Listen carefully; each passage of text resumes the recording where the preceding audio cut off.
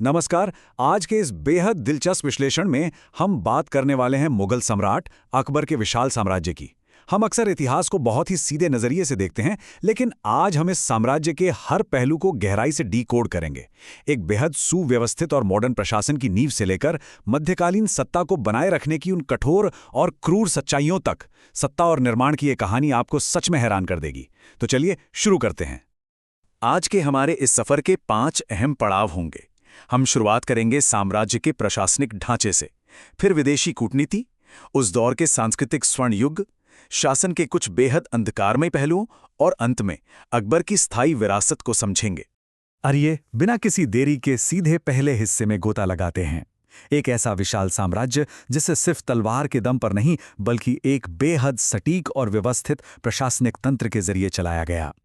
अब जरा इस मनसबदारी प्रणाली को देखिए। ये मुगल सैन्य प्रशासन की पूरी रीढ़ थी। इसके तहत हर अधिकारी को एक जात यानी कि उसकी पर्सनल रैंक और सवार यानी उससे कितने घुड़सवार मेंटेन करने हैं ये तय किया जाता था। और सबसे कमाल की बात पता है क्या थी? राजपूतों को छोड़कर कोई भी पद पुश्तैनी नहीं होता था। इस एक स्मार्ट चाल ने यह सुनिश्चित कर दिया कि कोई भी अधिकारी इतना ताकतवर न बन जाए कि वो सीधा सम्राट को ही चुनौती देने लगे। एकदम परफेक्ट चेक्स एंड बैलेंसेस। और सिर्फ सेना ही नहीं, नागरिक प्रशासन भी बिल्कुल आज के संघीय या फेडरल ढांचे की तरह परतों में बटा हुआ था। सोचिए, प्रांतीय स्तर पर सूबा, फिर जिले के स्तर पर सरकार, उसके नीचे परगना और सबसे अंत में एक छोटा ग्राम या गांव।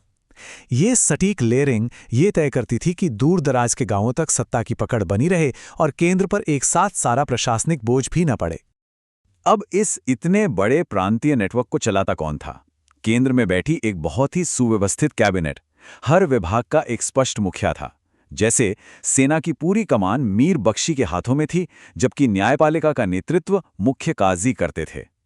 काम का ये एकदम स्पष्ट बंटवारा ही इस पूरी मशीनरी को बिना रुके और बिना किसी अड़चन के चलाता था। टैक्स कलेक्शन के बिना तो कोई साम्राज्य नहीं चल सकता, है ना?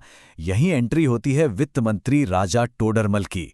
उनकी जब्ती या 10 साला प्रणाली उस समय का एक बहुत बड़ा मास्टर स्ट्रोक थी। उन्होंने जमीन नापने के लिए गजे इलाही लागू किया, जो बांस के डंडों से बना होता था, ताकि मौसम के बदलने से रस्सियों की तरह उसकी लंबाई कम या ज्यादा ना हो। इसके अलावा 10 साल के डेटा और जमीन की उर्वरता के आधार पर खेतों को 4 अलग अलग श्रेणियों में बांटा गया। मतलब कोई मनमाना टैक्स नहीं, बल्कि एकदम न्यायपूर्ण और साइंटिफिक तरीका। लेकिन कोई भी लीडर अकेले सब कुछ नहीं कर सकता। इस पूरे कुशल प्रशासन के पीछे उस दौर के सबसे तेज दिमागों का एक थिंक टैंक था, जिन्हें हम नवरत्न कहते हैं। अबुल फजल जैसे गहरे विद्वान हों, टोडरमल जैसा फाइनेंस एक्सपर्ट हों, या फिर तानसेन जैसे दिग्गज। ये वो एलीट टीम थी जिसका लगातार मार्गदर्शन इस साम्राज्य को एक अलग ही ऊंचाई पर ले गया। खैर, प्रशासन तो सेट हो गया, लेकिन बाहर के दुश्मनों का क्या? आइए अपने दूसरे हिस्से पर चलते हैं, विदेशी कूटनीति।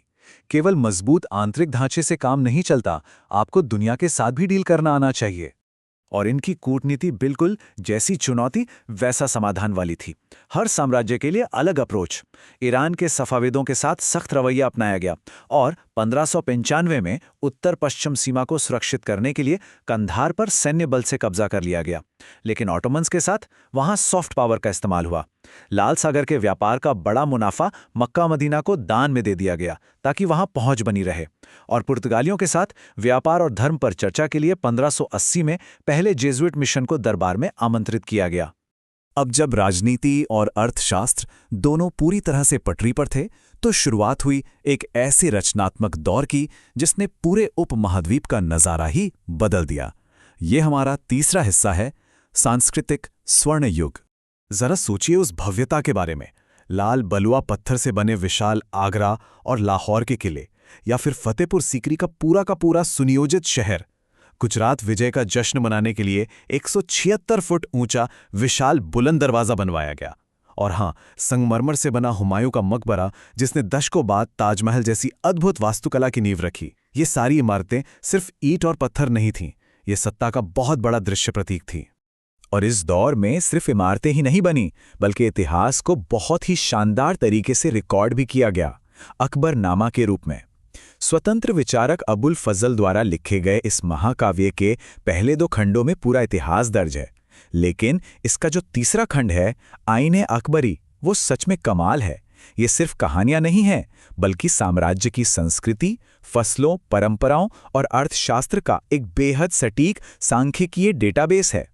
इन समावेशी नीतियों ने एक बहुत ही खूबसूरत बहुसांस्कृतिक माहौल तैयार किया, जहां एक तरफ नवरत्न तानसेन हिंदुस्तानी शास्त्रीय संगीत में नए नए राग गढ़ रहे थे, तो दूसरी तरफ अवधी भाषा में तुलसीदास जी की रामचरितमानस रची जा रही थी।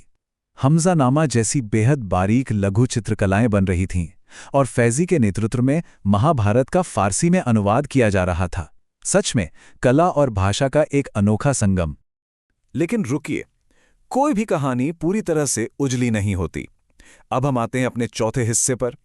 अगर हम एक निष्पक्ष विश्लेषण कर रहे हैं, तो हमें उस पूर्ण सत्ता के पीछे छिपे क्रूर यथार्थ को भी देखना ही होगा। इतिहास में ऐसे कई दस्तावेज हैं जो सत्ता को बनाए रखने की कठोर और निर्मम क्रूरता को साफ साफ दिखाते हैं।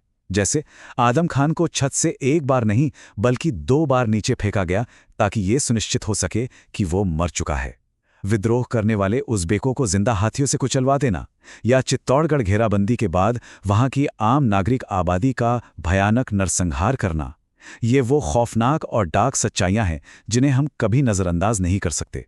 इन सब बातों को समेटते हुए हम अपने 5वें और आखिरी हिस्से पर पहुंचते हैं, अकबर की स्थायी विरासत। उन भयानक सच्चाइयों के बावजूद ये मानना पड़ेगा कि इस शासन ने कुछ ऐसी नींव रखी जो आज तक गूंज रही हैं। 16वीं सदी के हिसाब से कुछ नीतियां सच में अपने समय से बहुत आगे थीं।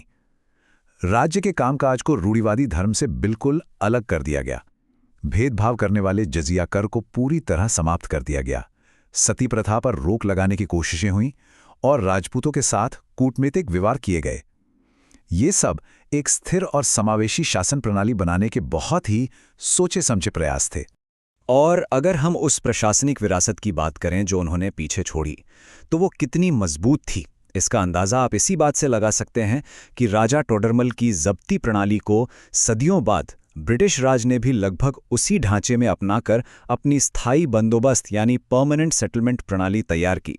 जरा सोचिए, एक नीति जो 16वीं सदी में बनी, उसने अगले 200 से भी ज़्यादा वर्षों तक भारत के प्रशासन का ब्लूप्रिंट तैयार कर दिया। तो ये सब जानने और समझने के बाद हमारे सामने एक बहुत ही गहरा सवाल उभर कर आता है। 16वीं शताब्दी के एक निरंकुश शासक द्वारा तैयार किया गया ये प्रशासनिक ढांचा और नीतियां आधुनिक उपमहाद्वीप की शासन व्यवस्था को इतनी गहराई तक कैसे आकार दे सकती हैं? ये वाकई एक ऐसा सवाल है जो हमें इतिहास को आज के नजरिए से देखने पर मजबूर कर देता है। जरा इस पे सोचिएगा। और इसी विचार के साथ आज का हमारा ये विश्लेषण यहीं संपन्न होता है।